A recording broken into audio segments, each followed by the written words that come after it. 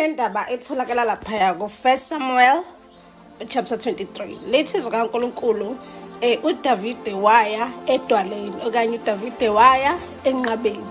uDavide uyokwenzani edwaleni? uDavide went there to seek God's counsel whether he should fight the Philistines lawa attack the town of Keilah.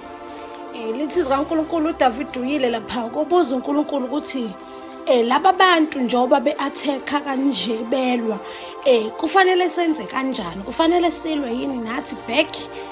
Uma silwa back siyonqoba yini? Lo muntu obuza lento uDavide uke walwa nebhere eyedwa kungekho umuntu, umfana omncane esehlane ibhere walidwengula.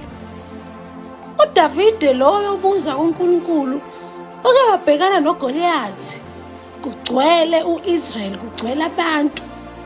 Wabhekana noGoliath emncane engafakile ngisho ingubo zokulwa, la athi khona uza kimi nengcuka, uza kimi nekhali, lapho uDavide alwa khona nje ngesihlilingi wanqoba le ndoda okuthiwa uGoliath uyishangete.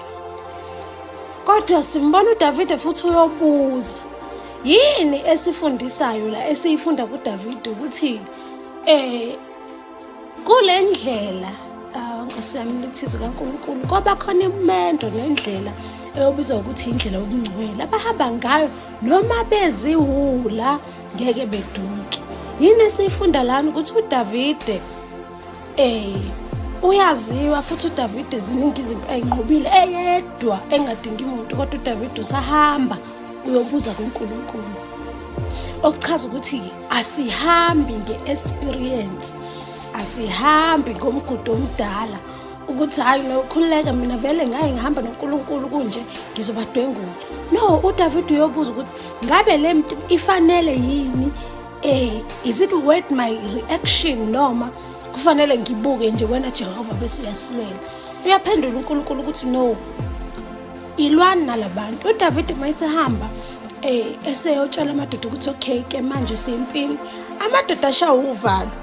uDavide uphindela uNkulunkulu futhi akasho kulamadoda ukuthi I know ngeke ngize ngincenge vele mina ngike ngabamba izimpi ezinkulu kabi ngingedwa. No, uDavide uphindela uNkulunkulu uyobuza ukuthi nakho ke manje nginenkinga namadoda efanele siye nayo empini, ngoba kule ndlela kaNkulunkulu bafethu awuhambi nge-experience, awuhambi ngokuthi usulaphi ne-level.